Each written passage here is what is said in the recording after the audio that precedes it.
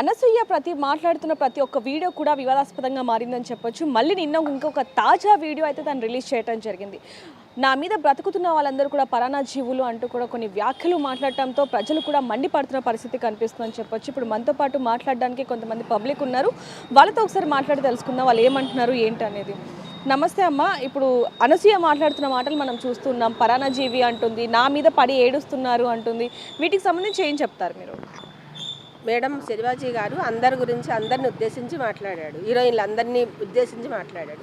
కానీ తను మాత్రమే ఎందుకు స్పందించింది? అసలు హీరోయిన్స్ అందరూ ఎవరు ఒక్కరు కూడా స్పందించలేదే. తను మాత్రం ఎందుకు స్పందించిందంటే ఎవ్రీ టైం అలాగే ఉంటుంది తను, అందుకని అలా స్పందించింది. ఎవరు స్పందించిన నొప్పి, ఎవరికి లేని నొప్పి తనకే ఎందుకు వచ్చింది? తన బిహేవియర్ అలాంటిది కాబట్టి దానికి నొప్పి తగిలింది. ఇప్పుడు అందరి మీద పడి ఏడుస్తుంది. తను కాదు, ఆవిడే అందరి మీద పడి ఏడుస్తుంది. ఆవిడని బట్టి అందరూ పేరు పోగొట్టుకుంటున్నారు. ఆవిడే మారాలి తప్ప శివాజీ చెప్పిన దాంట్లో ఏ తప్పు లేదు. ఆయన అంతా మంచిగా చెప్పాడు. ఆయన చెప్పిన దానికి సారీ చెప్పించారు, కానీ అసలు సారీ చెప్పాల్సిన అవసరం కూడా లేదు. అంత మంచిగా చెప్పాడు ఆయన. ఇప్పుడు ఆయన చెప్పింది విని చాలామంది యాంకర్లు మారారు. ఇప్పుడు డ్రెస్సింగ్ సెన్స్ మార్చుకున్నారు. దీని ఒక్కటే పీక్కుంటుంది. ఎందుకో ఎవ్రీ టైం అలాగే ఉంటుంది కాబట్టి, ఎవ్రీ టైం అలాగ ఉంటుంది. అందుకే దానికి ఒక్కదానికి నొప్పి తగిలింది, దానికి ఒక్కదానికే నీకు బాధ కలిగింది. ఎంతోమంది హీరోయిన్లు అలా చేసిన ఆ టైం వరకే ఉంచుకుంటారు, తర్వాత మామూలుగా ఉంటారు. ఈవిడ మాత్రం ఎవ్రీ టైం అలా ఉండబట్టి అంత నొప్పి తగిలింది, అంత బాధ తగిలింది దానికి. అందుకే తను చాలా మారాలండి.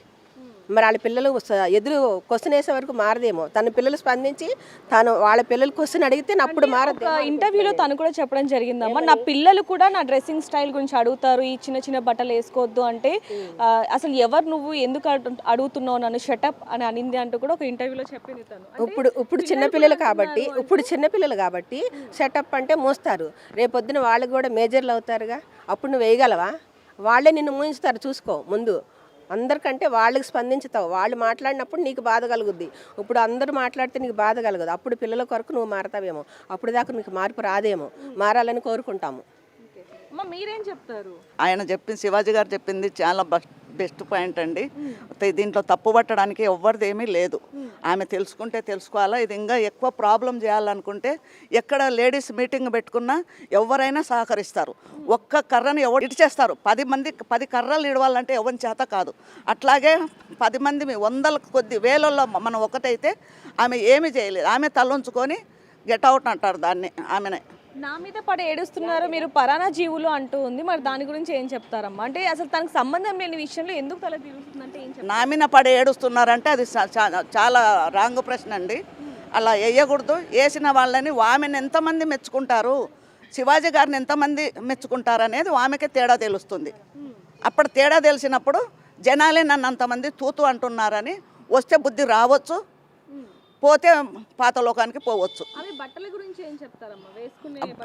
బట్టల గురించి అమ్మ ఒకటి చెప్తే తెలివి రాదు. వాళ్ళకై సోదాగా పుట్టాలి. పుట్టి అరే మనల్ని చూసి మన పిల్లలు అనే వరకు ఉండకూడదు. మనం నేర్చుకొని మన పిల్లలకు నేర్పాలి అని ఇంగిత జ్ఞానం ఉంటే అలా చెయ్యదామె. ఏ దానికైనా సమాధానం చెప్పుకొని లాస్ట్కు నాది సారీ అని లేడీస్కి కూడా ఆమె పెద్దరికం ఇచ్చి ఈ వయసు వాళ్ళు ఇలా కట్టుకోవాలి, ఈ వయసు వాళ్ళు టీనేజ్ వాళ్ళు ఇలా కట్టుకోవాలి అని ఆమెనే ఒకరికి చెప్పేంత స్టేజ్కి రావాలి. అది రాకనే కదా శివాజీ గారు తప్పు పట్టింది. ఇది అందరికీ నచ్చింది, 100% నచ్చింది. 25% ఎవరికి నచ్చాల. 75% ఎక్కువనా, 25% ఎక్కువనా? మళ్ళా అది నా విజ్ఞప్తి. ఎక్కడ లేడీస్ మీటింగ్ పెట్టుకున్నా మేము ఆల్మోస్ట్ రెడీ లేడీసు. నాకు చేత కాకపోయినా ఆటో తీసుకొని వస్తా. ఆమె గారు వచ్చినా నేను డైరెక్ట్గా మాట్లాడగలను. ఏది అనసూయ గారికా? అమ్మ అందరు చెప్పింది నువ్వు వినాల్సిందే, అందరు చెప్పాల్సింది మీరు వినాల్సిందే. ఇంతమంది ఒక పక్క అంటే నువ్వు ఒక్కదాన్ని ఏం చేయగలవు? నువ్వు మారడానికే కదా ఇంతమంది కలగజేసుకోండేది, ఇంతమంది స్టెప్ బై స్టెప్ వచ్చి అంటుండేది అని నేను ఆమెతోటైనా నేను మాట్లాడగలుగుతా. అమ్మ మీరేం చెప్తారు అనసూయకు సంబంధించి? వేసుకోకూడదండి, తప్పు అలా వేసుకోకూడదు. మంచిగా వేసుకోవాలి. ఆమె కావాలని ఇంకా పెడతా ఉంది, రెచ్చగొడుతుంది జనాలని. అలా రెచ్చగొట్టకుండా మంచిగా వేసుకొని మారితే మంచిగా ఉంటుంది. మీరేం చెప్తారు? అంతే, అనసూయ గారిదే తప్పు. తను అలా వేసుకోవటం చాలా తప్పు. మంచిగా వేసుకుంటే అందంగా కొడుతుంది కదా తను. అందుకే బాగా వేసుకోవాలని అంటే తన పిల్లల ముందు కూడా తను అలా బిగ్నీలు వేసుకొని ఉండటం దాన్ని ఎలా చూడొచ్చు అంటారు? అంటే పిల్లలు కూడా తనని క్వశ్చన్ చేస్తున్నారు, ఆయన కూడా తను పట్టించుకోవట్లేదు. పిల్లలు క్వశ్చన్ చేస్తుర్రు అంటే అది కరెక్టే కదండి. ఇప్పుడు పిల్లలు క్వశ్చన్ చేస్తుర్రు అంటే తల్లిని చూసి పిల్లలు నేర్చుకున్నట్టే అది. కాబట్టి తల్లి బాగుండాలి, అయితే పిల్లలు బాగుంటారు. అమ్మ నమస్తే. మీరు అన్ని సమాజంలో జరుగుతున్న అన్నిటి మీద మీరు స్పందిస్తూ ఉంటారు, కానీ ఇటీవల కాలంలో అనసూయ చేస్తున్న వ్యాఖ్యలు కూడా మీరు చూడటం జరిగింది. ఇప్పుడు మళ్ళీ ఇంకో తాజా వీడియో కూడా తను రిలీజ్ చేయడం జరిగింది. దాంట్లో పరాన్నజీవులు అని కొన్ని పదాలు కూడా వాడుతుంది. మరి తన గురించి ఏం చెప్పొచ్చు? అందరికీ జై భవాని, అమ్మ ఆశీస్సులు ఎప్పుడు ఉండాలని మనస్ఫూర్తి కోరుకుంటున్నా.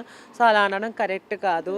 ఎవరో ఒక మాట అంటే, ఎవరో ఏదో అంటే ఇది నాకే అన్నారు కదా అని అగ్గిపుల్లలాగా అంటించుకొని మరి జనాలకి ఇట్లా అనడము కరెక్ట్ కాదని, చాలా కరెక్ట్ కాదు విషయము. సో ఎవరు ఏదో అన్నారని మీరు వచ్చి ఇట్లా మాట్లాడడం అది కరెక్ట్ కాదు. అంటే అసలు శివాజీ గారు అన్నది వస్త్రధారణ గురించి తను ఎందుకు కలగ చేసుకుంది, మరి తన ఏదైతే తను మాట్లాడిందో అది ఇప్పుడు అన్వేష్ దగ్గర నుంచి ఇంకా పెద్ద కాంట్రవర్సీ అయిపోయింది. అసలు తను స్పందించాల్సిన విషయమే అంటారా ఇది? అవునండి, ఇప్పుడు ఒక మాట చెప్తాను. అనసూయ గారికి సినిమా ఇండస్ట్రీ మొత్తం ఆమెకు సపోర్ట్గా ఉంది ఈ విషయంలో, కానీ శివాజీకి మాత్రము మన ప్రజల సపోర్ట్ మాత్రం ఉంది, ప్రజల సపోర్ట్ ఉంది. శివాజీ గారు ఏమన్నారంటే ఒక ఫంక్షన్లో, దండోర ఫంక్షన్లో అక్కడ సందర్భం బట్టి ఆయన ఒక మాట అన్నారు. సో ఆ అన్నయ్య శివాజీ అన్న గురించి మాట్లాడే ముందు నా లైఫ్ నేను ఫేస్ చేసిన చెప్తాను. నేను పెద్దమ్మ తల్లి టెంపుల్కి వెళ్తూ ఉంటాను. అక్కడ ఏమైందంటే ఒక అమ్మాయి ఇక్కడ వరకు వేసుకుని వచ్చింది బట్టలు. సో అక్కడ ఉన్న సెక్యూరిటీ వాళ్ళు ఆపేసి అలౌట్ లేదన్నారు. సరే, ఇప్పుడు మామూలుగా మనం ఎక్కడికైనా గుళ్ళకు వెళ్తే ఒంటి మీద ఫుల్ డ్రెస్ ఉంటుంది కానీ చున్నీ ఉండదు. హెయిర్ వదులుకుంటే ఇంత పొడవు హెయిర్ ఉంటుంది, వదులుకొని క్లిప్ పెట్టుకుంటారు. ఇదేనా ఫ్యాషన్ అయిపోయింది. అది శివాజీ అన్న అది అప్పుడు ఆ టైంలో ఆయన అనడం కరెక్ట్ అయింది, కరెక్ట్గా చెప్పారు. ఇలా ఎక్కడికన్నా బయట వెళ్ళినప్పుడు కొంచెము మంచిగా ఉండాలి, తెలుసుకోవాలి, మంచిగా ఉండాలి అమ్మ. మీరు దుస్తుల్లో లేకపోతే మీరే ఇబ్బంది పడతారు. ఎందుకంటే మనం 2-3 హీరోయిన్స్ మనం వాళ్ళు ఇబ్బంది పడిన సందర్భాలు చూసాము. ఒక మంచిగా చక్కగా డ్రెస్ వేసుకొని మంచిగా ఉండింటే అది జరిగేది కదా. అది ఆ దృష్టిలో పెట్టుకొని ఆయన అనడం జరిగింది. ఒక మాట అన్నారు, అది ప్రపంచంలో కొంతమంది ఆయన బూత్ ఇట్లా అన్నాడు. ఎందుకంటే ఇప్పుడు మామూలుగా వ్యక్తి అనింటి ఎవరు పట్టించుకునే వాళ్ళు కాదు. సో ఆయన ఒక శివాజీ గారు బిగ్ బాస్లో వెళ్ళారు కాబట్టి, అలాగే ఆయన సోషల్ మీడియాలో ఉన్నారు కాబట్టి ఆయన ఒక మాట అన్నారు. దాన్నే పట్టుకొని ఎవరికి వాళ్ళు హైలైట్ అవ్వడం కోసం కూర్చొని మాట్లాడుతున్నారు. ఒకరేమో శివాజీ అన్న చెప్పింది కరెక్ట్ అంటున్నారు, ఒకరేమో లేదు శివాజీ ఇట్లా అన్నాడు, ఆడవాళ్ళని కించపరచడం వీళ్ళు తప్పని ఒకరు అంటున్నారు. శివాజీ గారు అనడం ఏమో కానీ ఇక్కడ అనసూయ మాట్లాడిన మాటలు ఇంకా ఎక్కువ వివాదాస్పదంగా మారాయి. అంటే మా బట్టలు మా ఇష్టం, మా హక్కు, మీరెవరు చెప్పడానికి, మా ఇంట్లో మా హస్బెండ్ ఉన్నారు, ఆయన చూసుకుంటారు, మీ పని మీరు చూసుకోండి అంటూ కూడా తను మాట్లాడుతుంది. మరి దాని గురించి ఏం చెప్తారు? అనసూయ గారు మీకు చెప్పేంత దానికి కాకపోవచ్చు, కానీ సినిమా ఫీల్డ్లో ప్రతి ఒక్క అమ్మాయి తెలుసుకున్న మీ గురించి అనే కాదు, ప్రతి ఒక్క అమ్మాయి హీరోయిన్ అయినా కామన్ మ్యాన్ అయినా ఎవరైనా అమ్మాయి అయినా ప్రతి ఒక్క అమ్మాయి తెలుసుకోవాలి. సమాజంలో ఇప్పుడు మన బ్రతుకుత సమాజం మనం ఎలా ఉండాలి, ఆ రోజుల్లో చూసుకుంటే విధానము కట్టుబొట్టుకు సాంప్రదాయంగా విలువిస్తుండ్రి. ఇవాళ రేపు పొట్టి బట్టలు, పొట్టి గుళ్ళకు పోతే చున్నీలు ఉండవు, హెయిర్ వదిలేసుకుంటారు, జడ వేసుకోరు, ఎనీ టైం ఫోటోలు. ఇవాళ రేపు భక్తి తగ్గిపోయి ఇది నమ్మకం అనేది తగ్గిపోయి ఉన్నారు. ఒక ఆడది ఎలా ఉండాలి అంటే మనం నేర్చుకోవాలి. ఆ రోజు సినిమా పాతకాలంలో సినిమాలు చూడండి, ఒక పాట ఏంటి ఇప్పటికీ వినాలనిపిస్తుంది. ఇవాళ రేపు ఎట్లున్న మీనింగ్ నేనేమంటానంటే, బయట మన సమాజంలో బ్రతుకుతున్నప్పుడు సో బట్టలు మీరెవరు చెప్పడానికి నా ఇష్టము అంటే కరెక్టే అండి అనసూయ గారు, మిమ్మల్ని కాదనేది, కానీ ఇంట్లో వరకే ఉండాలి. ఎవరింటి వాళ్ళే తోపు. లేదు నేను తోపుని నేను బయట కూడా నీదే అంటే అది కరెక్ట్ కాదు. ఎందుకంటే ఇంకా మిగతా వాళ్ళకు కూడా మీరు మాట్లాడే విధానము మిగతా వాళ్ళకు కూడా ఆహా మేడం గారు అన్నారు కదా వేసుకొని మేము కూడా ఇలానే ఉంటాము అని, అది కరెక్ట్గా మీరు కూడా ఒక మంచి మెసేజ్ ఇవ్వాలి. సినిమా ఉన్న ఫీల్డ్లో ప్రతి ఒక్కరు కూడా మామూలుగా మారాలి. ఇవాళ రేపు ఎన్ని రేపులు అవుతున్నాయి, చిన్న పిల్లలను కూడా రేపులు చేసేస్తున్నారు డ్రెస్సులను చూసి. ఏమంటుందంటే మేము వేసుకున్నాము అంటే వేసుకోని, ఒకప్పుడు కూడా అత్యాచారాలు రేపులు అన్నీ జరిగాయి కదా, ఇప్పుడు ఏం కొత్త కాదు కదా అంటుంది. అలానే ఈ కాంట్రవర్సీ కూడా అన్వేష్ వరకు వెళ్ళింది, అన్వేష్ కూడా మాట్లాడడం జరిగింది. అన్వేష్ మాత్రం గరికపాటి గారిని అలాగే మన భారతదేశాన్ని, సంస్కృతిని, సాంప్రదాయాలు అన్నింటినీ మీద కించపరిచేలాగా మాట్లాడాడు. జస్ట్ ఆడవాళ్ళ దుస్తుల మీద మాట్లాడిన శివాజీ గారినేమో కంప్లైంట్ ఇవ్వటం దాకా వెళ్ళింది, మహిళా కమిషనర్ దాకా వెళ్ళటం జరిగింది. మరి అన్వేష్ని ఏ విధంగా శిక్షించాలి అంటే ఓకే. ఇప్పుడు అనసూయ గురించి మాట్లాడదాం. అనసూయ గారు మీరు అన్నారు నేను ఏ బట్టలు వేసుకుంటే ఏంది మీ ఇష్టం అని, ఇంట్లో వరకే ఉండాలి కానీ పబ్లిక్ పోజ్ చేస్తే అనే హక్కు ప్రజలు కూడా ఉంటుంది. అనే హక్కు ఇప్పుడు మీరు అన్నారు కదా, నా ఇష్టము మీరెవరు అడగడానికి నేను పెడతాను, పోస్ట్ పెడతాను అన్నప్పుడు ప్రజలు కూడా నిందించి అడుగుతారు మీరేంటి అనేది. వాళ్ళకి హక్కు ఉంది కదా. సో ఎవరైనా కానీ, మహిళలు కానీ, హీరోయిన్లు కానీ, ఎవరైనా కానీ దయచేసి సినిమా ఫీల్ అంటే ఓకే, ఏదో గ్లామర్ లోలు చేసుకొని మంచిగా ఉంటా, అది సినిమా వరకే. కానీ బయట చిన్నపిల్లలు చూస్తారు, పెద్దవాళ్ళు చూస్తారు, చూస్తే నచ్చే విధానంగా ఉండాల. అలా చేయడం ఎవరైనా, నేను ఒకటే స్త్రీలకు చెప్తున్నా, మా కమ్యూనిటీ వాళ్ళైనా, ట్రాన్స్జెండర్ కమ్యూనిటీ వాళ్ళైనా, అమ్మాయిలైనా, ఆడపిల్లలైనా, ఇవాళ రేపు గుళ్ళకు పోతే చున్నీలు వేసుకోకుండా పొడి వేసుకొని, గుళ్ళకు పోతే షార్ట్లు వేసుకొని ఫోన్, అది కాదండి. సనాతన ధర్మం మనం పోరాడుతున్నాము. సనాతన ధర్మం ఎలా ఉండాలో నేర్చుకొని మనం బ్రతుకుతాము. ఇంకా ఆనవేషణ మాలలో ఉన్నా నేను అనకూడదు కానీ, మాలలో ఉన్న నిజంగా ఏదో సందర్భం ఎక్కడో ఏదో మాట జరిగితే దానికి దీనికి సంబంధం లేకోకుండా ఆయన వీడియోలు ప్రతి సంవత్సరం ఒక్కొక్కరిని టార్గెట్ చేసి ఆయన హైలైట్ అవుతున్నారు. 18 లక్షల మంది ఫాలోవర్స్ ఉన్నారు ఇన్స్టాగ్రామ్లో. సో ఏమైందంటే శివాజీ గట్టిగా ఆయన పేరు ఏం పేరమ్మా, ఆ గురుజీని అనరాని మాట అని కట్ చేయాలి. దాని తర్వాత మళ్ళీ శివాజీ నువ్వెవ్వరు నాకు చెప్పడానికి. సో యాక్చువల్గా నేను నా అన్వేషణ నీకు ఒకటే చెప్తున్నాను, మాలలో ఉన్న కాబట్టి నువ్వు బతికిపోయినావు. ఈరోజు నువ్వు తింటున్న ప్రతి తిండి, నువ్వు తిరుగుతున్న ప్రతి విదేశాలలో ఎవరి సొమ్ము అని, మా డబ్బు మేము చూడబట్టి, మేము సబ్స్క్రైబ్ చేయబట్టి ఈరోజు నువ్వు అంటున్నావు నాకు సబ్స్క్రైబ్ లేరు, అది లేదు, ఇది లేదని. నువ్వు ఈరోజు ఈ పొజిషన్ రావడానికి మా జనాలకి నా లేకుంటే ఈరోజు నీ బ్రతికే లేదు. మళ్ళీ అది అనిన తర్వాత అది అసలుకి ఒక పుచ్చకాయి ఏదో ఆ కాన్సెప్ట్ తీసుకొని వచ్చి చిన్న పిల్ల అసభ్యంగా చేశాడమ్మ, చాలా చీప్గా అసలుకి. దాని తర్వాత మన తల్లిని, సీతమ్మ తల్లిని రేపైంది అని ఇష్టం వచ్చినట్లు, ఈ కుక్క ఇష్టం వచ్చినట్టు మాట్లాడుతూ ప్రజలని రెచ్చగొడుతూ మాట్లాడుతున్నారు. మళ్ళీ ఆ వీడియో తర్వాత